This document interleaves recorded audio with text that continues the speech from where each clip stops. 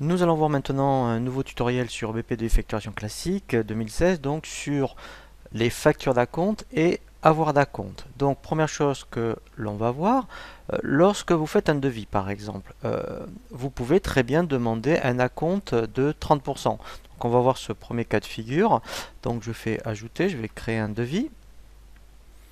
Je vais donc choisir un client, voilà, un article, voilà, et ici, donc je vais indiquer, alors vous pourriez très bien, si dans vos devis systématiquement c'est quelque chose que vous demandez, hein, je vous invite à consulter le tutoriel information société où cette information peut apparaître systématiquement dans les mentions du devis. Donc là je fais voilà, ok. Donc première chose que l'on va faire, vous envoyez donc dans un premier temps votre devis pour demander un bon pour accord et le client vous retourne donc un acompte de 30%, mais en attendant, vous ne pouvez pas faire la facture parce que la prestation n'est pas réalisée ou le produit, si c'est un bien, n'est pas encore envoyé. Donc, et puis en plus, lorsque le client vous envoie un acompte de 30%, il vous demande une facture d'acompte. Donc dans ce cas-là, indépendamment du devis, puisque vous voyez, au niveau du devis, on ne peut pas. Vous voyez, il n'y a pas l'onglet acompte. Et comme on est sur devis facture, il n'y a pas l'onglet commande, vous ne pouvez pas transférer le devis en facture et faire la facture d'acompte dans la foulée. Donc, on va faire une facture d'acompte et vous verrez comment ensuite on va faire lorsque la prestation est réalisée. Donc là, je vais créer une facture d'acompte. Donc toujours pareil pour le client ECCA. Voilà, donc là, voilà. Et ici, donc, en mettant, alors je vais considérer que ça correspond à 80 euros par exemple, voilà. Alors vous pouvez ou pas ne indiquer de la TVA. Vous dites donc que vous avez reçu un acompte par chèque. Vous indiquez dans quelle banque en plus vous voulez l'imputer. Voilà, donc là, en fait, voilà, donc là on a un récap. Voilà, donc là, en fait, je vais donc enregistrer et fermer la facture d'acompte. Donc là, ce qui va, alors voilà, hein, donc après on pourra le valider également. Ce qu'il va faire, c'est qu'il va me gérer aussi, voilà, un paiement, ce qui est normal hein, puisque vous avez reçu un chèque. Donc là, en fait, voilà, donc ça on y reviendra dans le tutoriel règlement, mais là vous voyez, il me prend en compte donc le règlement de 80 euros, soit 96 euros TTC. Voilà, donc là je suis d'accord. Donc là j'ai bien, vous voyez, un acompte de 96 euros. J'ai un devis. Voilà, et maintenant, pour rattacher la facture d'acompte à la compte, alors bien sûr, hein, la facture d'acompte, hein, vous l'envoyez après à votre client, eh bien, on transfère le devis en facture. Voilà, donc ça, il n'y a pas de souci. Donc ça, on l'a vu, voilà. Et ensuite, comment ça se passe? Donc quand je suis dans facture, voilà, donc là, ma facture, vous voyez, d'aujourd'hui, elle est là, CCA.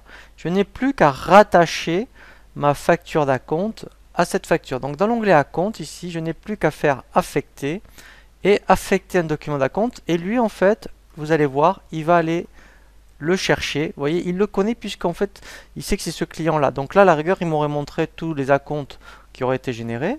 Voilà. Et ensuite, donc là, ce qui est bien, c'est que dans Récap, voilà, après en bas, vous voyez, j'ai bien mes 96 euros d'acompte. Voilà, donc ça, vous voyez, hein, c'est comme ça qu'il faut procéder au niveau, donc, lorsque vous avez des factures d'acompte, vous créez votre devis, vous le transférez et vous imputez donc la facture d'acompte à la facture. Après, autre cas de figure, donc si je fais un devis, voilà, je vais prendre un autre client. Voilà. Donc, ensuite, après, voilà. Donc, euh, vous demandez un acompte. Voilà. Acompte 30%. Donc, vous recevez un bon pour accord et en fait, après, vous allez établir une facture d'acompte. Donc là, on fait ajouter. Voilà. Je vais reprendre tonnerre. Donc, je vais considérer comme étant, il y en a pour 50 euros. Hein.